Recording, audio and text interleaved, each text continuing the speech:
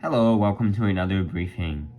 In this briefing, I wanted to talk about just mostly the dry spell we've been experiencing and when we have our next possible shot of rainfall, which is looking way out into the future right now, unfortunately. I just want to start out with the satellite imagery. This is actually water vapor imagery for the West Coast and some of the western states involved here in the United States. And you can see the blues and greens and whites are moisture and clouds. And you can see how most of this moisture is just being completely blocked and pushed north by this massive ridge of high pressure that's sitting over the western United States as we speak. I'm just going to show you a different view here. I think it'll be easier to see what I'm talking about. Yeah, so I just showed you one view of out over the Pacific of how the storm clouds are just breaking up and being pushed north, and here's the other end of it just sliding down on the other side of this ridge. The eastern side of the ridge is around the Central Plains, and the eastern side of the Rockies here. You see these clouds spilling down on the other side, and there's actually been a lot of cold air that's been forced down into the eastern states here. You can see this troughing, kind of pick out where this troughing in the jet stream is here, where it's sending a lot of cold air and a lot of snow showers for parts of the Midwest and parts of New England as well. Even some of the southern states got some light amounts of snow in the last couple of days. There's been a lot of cold air. There's been a lot of snow going around certain areas here in the East Coast. But I'm going to focus out west, and you're seeing this big ridge here. I'm going to show you the other view again, because I think it's just so representative of what's going on. Look at that. This is an even better, wider view. Look at that. You can see now we got a little issue here with the playback, which is a little, okay, just a moment. Here we go. So you can see these clouds. These are pretty significant, pretty juicy rain clouds here, and they get completely blocked and they sent up and over this ridge of high pressure as they try to make it closer to the coastline. It's like running into a wall. They just run into this wall of high pressure and they get stretched out and pushed northward. And that's just, I find such a fascinating thing to look at from above. You're looking at the dynamics of the atmosphere in action here. This ridge of high pressure just not allowing anything to materialize, and these massive storms just being completely stretched northward here. Very fascinating. So let's go into the computer model guidance, and this gives us a bigger picture idea of what's happening. So you're looking at the pressure height anomaly at 18,000 feet. Without getting too much into this, basically this represents where big domes of high pressure and big troughs of low pressure are sitting. And we have a big dome of high pressure over the western states right now. 579 decameter high pressure centered right over Oregon, Idaho, Nevada, parts of northeastern California. And this is what's driving all of those storms to the north. And see, you have storms rotating on the edge of this low pressure here to the west, this big trough to the west of Alaska. And these storms are nudged in between this low and this high.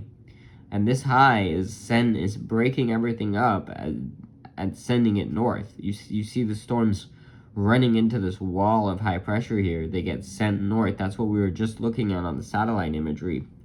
And this is what it's showing on the models. See, as this persistent dome of high pressure over particularly the Pacific Northwest, but pretty much encompassing a lot of the West Coast, is just sending everything to the north. We might start to get a little system in by the time we get to the 7th, 8th time frame, which is coincidentally my birthday. On the 8th, we might have a little inside slider here. But before then, you look at this massive high pressure, and if I put the different visualization here, you can really see going back to today. You see this thing centered right over Oregon and Idaho. You see the wind barbs. You see these south winds here. This is driving all that moisture to the north. If I just put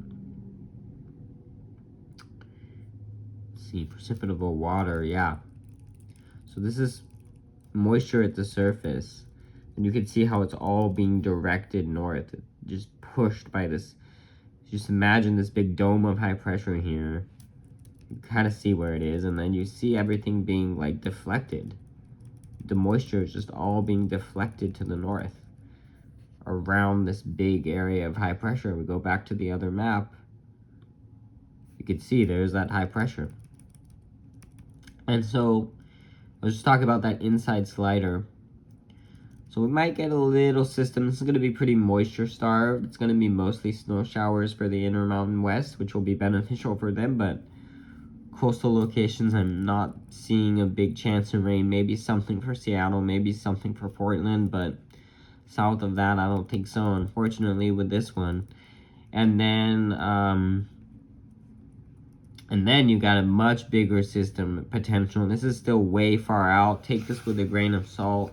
This is just a projection of the conditions as we best understand them today, going out 10 days on a deterministic run. So yeah, we'll see if this materializes, but this would be a nice system on the European model. The GFS, the Canadian, not as much in agreement with the European. So when you don't have a lot of model agreement, you got to really take that with a grain of salt, because look at the GFS. I'm just going to show you. See, maybe something, but a little bit later, the Canadian, see the Canadian, not really. The Canadian, see where the Euro bringing this big trough offshore, which is going to have a good moisture tap with it. The Canadian wants an inside slider. That's going to be pretty moisture starved. So we'll have to see if we get better agreement. But hey, maybe something. That's our next solid shot of rain in the Bay Area, I think. And then we have a chance of wind, but only the GFS is really showing this more aggressively, but something to keep an eye on. We have this big wind potential around the morning of December 9th, early afternoon. We'll have to see how this plays out. And then I'm just going to go over temperatures really quickly here. We have, looking at our projected overnight lows for this coming Thursday, Friday, Saturday. All of these mornings pretty similar. Upper 40s near the water, lower 40s further inland. Nothing really cold, really. Nothing really frigid. Not seeing a lot of 30s. Then you go into Monday and Tuesday. You start to see widespread 30s, even maybe some upper 20s in the coldest inland valleys of the Central Valley and even the North Bay of the Bay Area, Marin, Sonoma. Even some of the Monterey area, coldest inland valleys, could get to around 30 or maybe a little lower. With areas near the water even dropping down into the mid-40s, low to mid-40s for a lot of these areas near the bays and the coast here.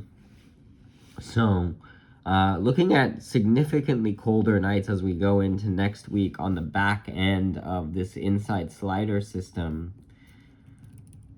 I'll just show you that one again. See, on the back end of this little system here, this little trough of low pressure, that's going to bring some north wind here on the back end. That's going to bring a little bit of cold air down. Not a lot. It's not a big Arctic blast by any means. Just a little bit of polar air coming down the backside of this. Might be enough with the calm winds and dry air at the surface to bring some pretty cold temperatures overnight.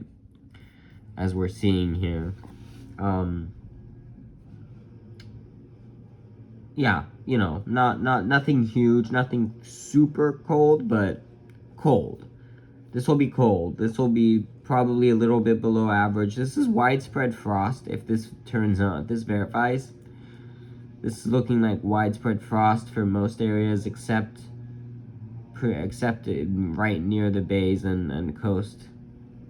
But further inland, you're looking at widespread 30s. You're looking at the widespread potential for frost. Maybe some issues with pipes freezing in the coldest valleys where it could dip into the 20s from what I'm thinking right now. Other than that, not much to report. Let's just hope something materializes around that December 13th to 15th time frame. That's looking like when the Euro wants to bring something in, and the GFS is in somewhat of an agreement. The Canadians still not really buying it. So let's see what plays out with that. This would be nice if this comes true, but we shall see. Thank you for, just wanted to say thank you for watching. I hope you enjoyed this video, and I'll see you next time.